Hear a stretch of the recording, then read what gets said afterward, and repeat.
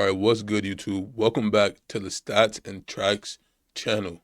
I know it's been a while, but it's actually been 7 months since my last video. My hair looks different, my background's different, everything's different. So yeah, I just want to let y'all know I won't do that anymore. I'll be uploading a video once every month or two. I'm gonna try because I got a main channel as well where I want to stream and stuff almost daily on. This is kind of like a secondary just channel. But I'll put stuff out as much as I can. And I actually do enjoy making these videos because I really do just like sports and music. Like, that's my main two hobbies. But yeah, let's get into it.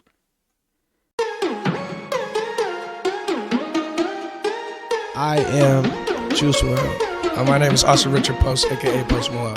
Billie Eilish. I am Little Uzi Vert, a.k.a. Nar. I'm Zephyr. My name is Bones. Tyler, the Creator.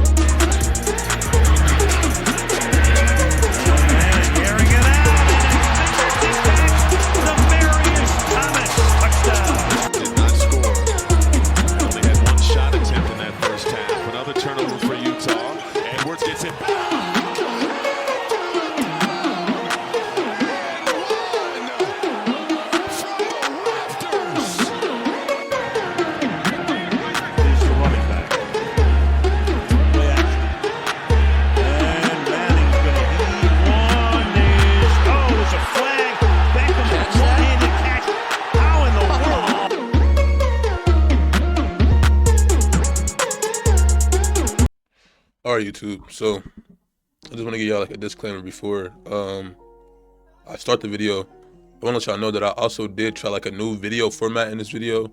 I'm kind of trying like a video essay format rather than like the way I did it last video. So let me know which one you like better. The first video about Tyler, the Creator, or this video. Comment down below. And yeah.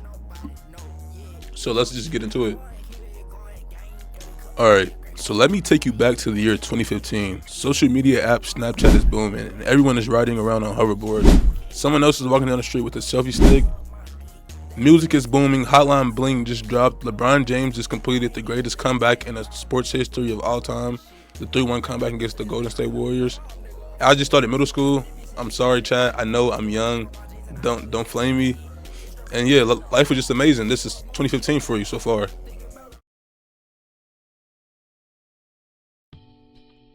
But most importantly, the 2015 NFL season is coming up.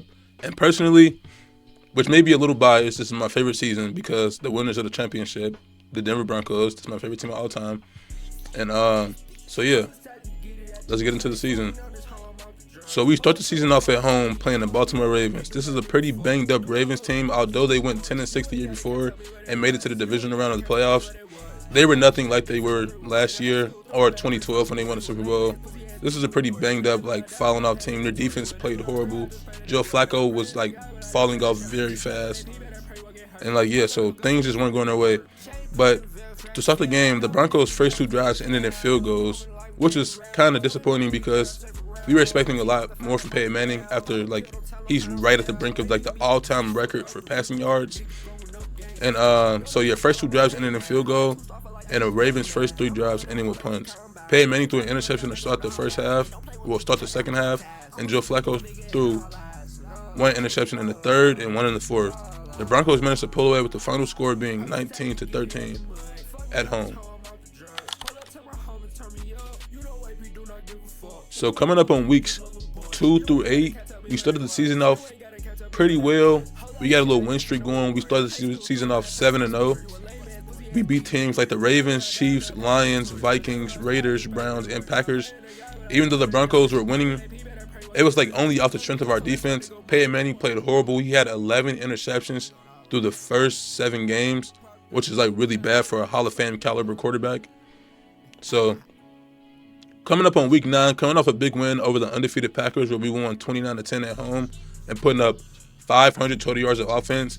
Peyton Manning returns to Indiana where he formerly played to play the coach led by Andrew Luck. The Broncos started this game off horribly with their first 6 drives resulting in punts or interceptions. Your first 6 drives, punts or interceptions, that's bad. Like that's a recipe to lose. You should never expect to win that game. And our only first half score was from an 83-yard punt return from Omar Bowden. Anyway, they have certainly responded in such a big way Some were thinking it might go the other way. Here's the punt by McAfee. A lot of hang time. And a run back attempt. It's Bolden down the sideline. Can you believe it? With no time left. Bolden takes it the distance. The Colts put up 17 in the first half with touchdowns from Frank Gore and Jack Doyle. Also, a kick from Vinatieri. But Peyton and the boys didn't back down after coming out the gate with a second half 64-yard touchdown pass to Emmanuel Sanders. Peyton pressured, able to step up and go deep. Emmanuel Sanders takes it all the way for the touchdown. 64 yards. Lowry and Toller got beat on the play. And Peyton stepped up and launched a long one for the score. This time he put the proper amount of air on the football. You don't have to be fast as a quarterback. Oh, look at that. He stepped up, got his body in the right position. Beautiful spiral. That ankle's not hurting anymore on Emmanuel Sanders. With a stop on defense and a field goal on the next drive, Denver found themselves tied up 17-17 at the end of the third quarter. The Colts would then open up the fourth quarter with a touchdown pass from luck to Ahmad Bradshaw to make the game 24-17. The Broncos would then answer with a decent drive, scoring a touchdown and erasing lots of time off the clock. The Colts would then go up on the next red drive and kick what would be the game-winning field goal due to Peyton Manning throwing an interception on the final drive. So yeah, Peyton was pretty much just like shooting us in the foot that whole like first 8 games of the season due to like interceptions. But our defense is holding it down, so we managed to make it to 7-1.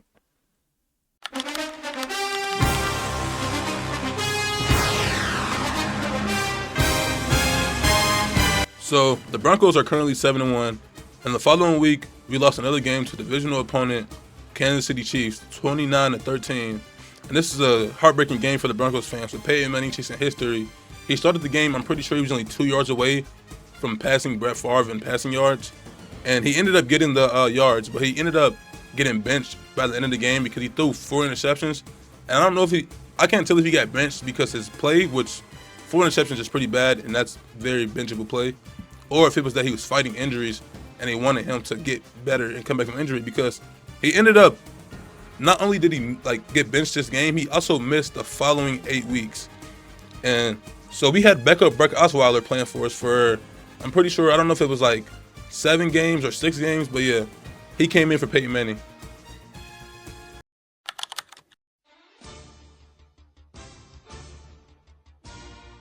So coming up on week 11 with Brock Osweiler taking over Denver's offense, they managed to go on a 3-game winning streak, beating the Bears, Chargers, and big conference rival the New England Patriots. Brock threw for 4 touchdowns and 2 interceptions over those 3 games, with his best performance coming against the Bears. Denver began to show promise with the backup quarterback and their defense playing at an elite all-time level.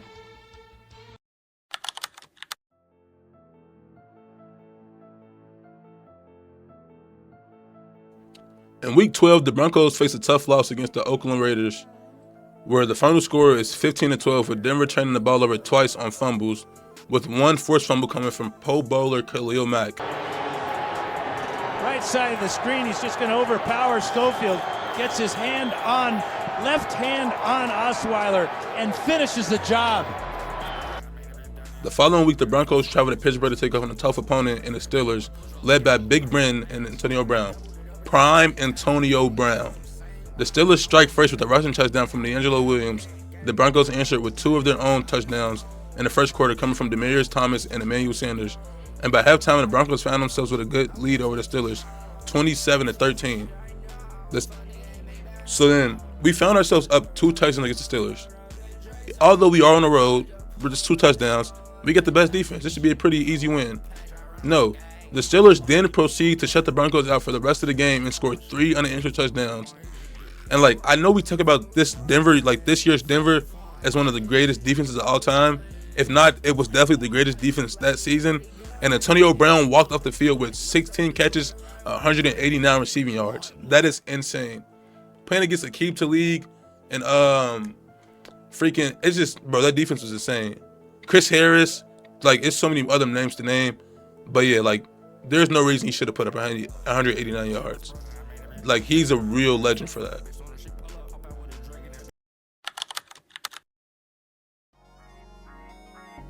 So we were able to stay at home for Week 16, and we played the Cincinnati Bengals. The Bengals were already having a very great season themselves, with already clinching the playoffs by going 11-3, as you see on the graphic. But we managed to pull away with this win due to our historical defense after going into overtime and winning by a field goal 20-17.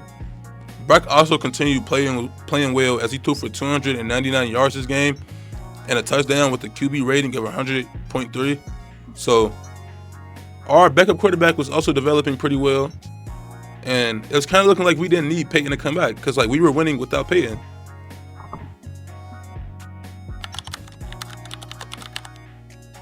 So the final week of the season approaches, and we take on the San Diego Chargers to end it off.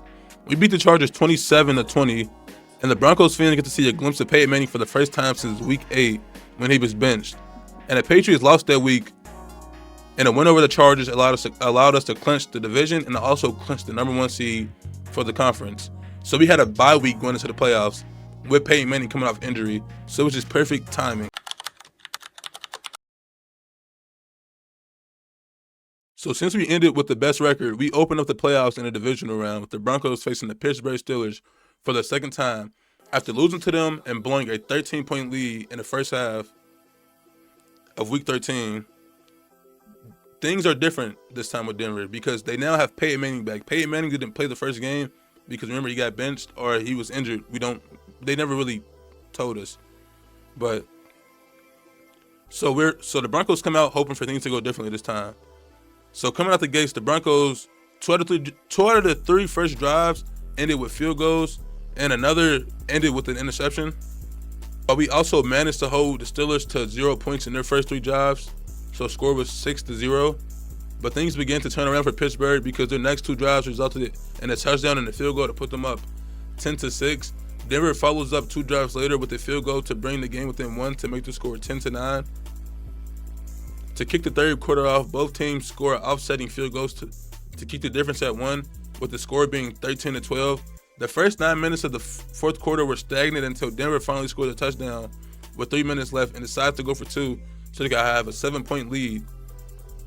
The Broncos then to proceed to get a stop and score a field goal to further their lead to 10 points, and the Pittsburgh Steelers followed it up with the field goal and never get to see the ball again as the clock ran out for Denver. And they won at home 23-16. Now, this season, I will say I personally think a healthy Steelers would have gave us a run for their money, because I have to mention that D'Angelo Williams didn't play that game for the Steelers, their running back, and Antonio Brown also missed that game. And just considering how they beat us the first game, I really do feel like they could have won this game and won the Super Bowl. But who knows? Peyton Manning came back for us. 2 different teams, 2 different situations. We just got to shoulda, coulda, woulda, you know?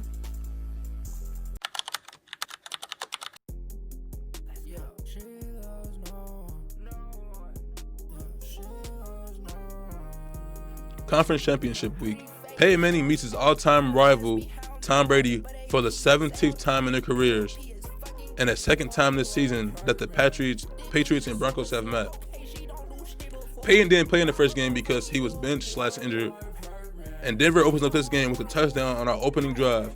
We held the Pats to punts in their first 3 drives, giving us a 7-0 lead, closing out the first quarter.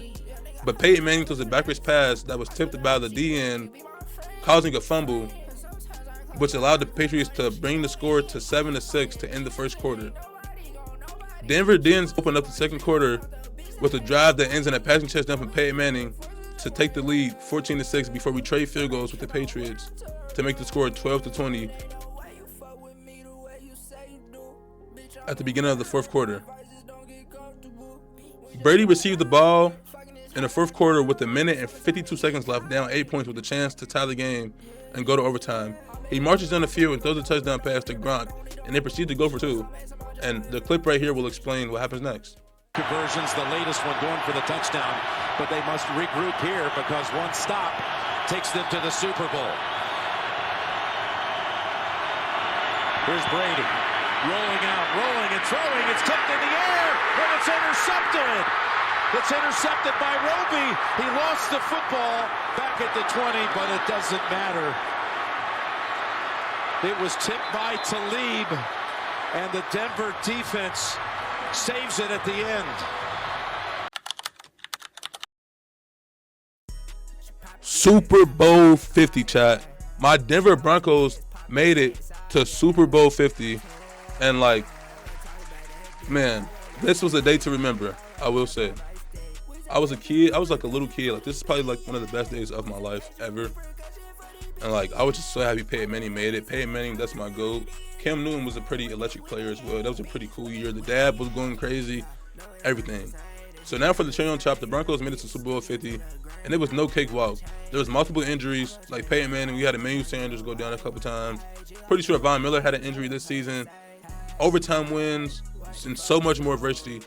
But things wouldn't stop there because we had to face the 15-1 Carolina Panthers, led by former Heisman winner and current MVP Cam Newton, and Hall of Fame defensive linebacker Luke Kuechly. And all eyes were on Peyton Manning this season because we all had a feeling that this could be Peyton Manning's last season due to injuries and just old age. So if he won this one, this was a chance to go out on top, how he always wanted to, how pretty much every athlete wants to end a career by being the best they can be. So the Broncos start the game off by scoring a 35-yard field goal to take a 3-0 lead. Then managed to stop the Panthers 3 consecutive times, with one of them being a fumble that turned into a touchdown to put Denver up 10-0. After getting a few stops on Denver, the Panthers put their own points on the board towards the end of the first to go down 10-7. The Broncos would then score field goals in the second quarter and the third quarter, shutting the Panthers out until the fourth quarter to make the lead 16-7. The fourth quarter didn't change much for the Panthers, just field goals, punts, and turnovers. That turnover still haunts Cam Newton to this day. Play the clip. Here he comes, number 58. Von Miller against Mike Rimmers one more time. Cam Newton didn't feel it, didn't step up. The football just taken out of his hand.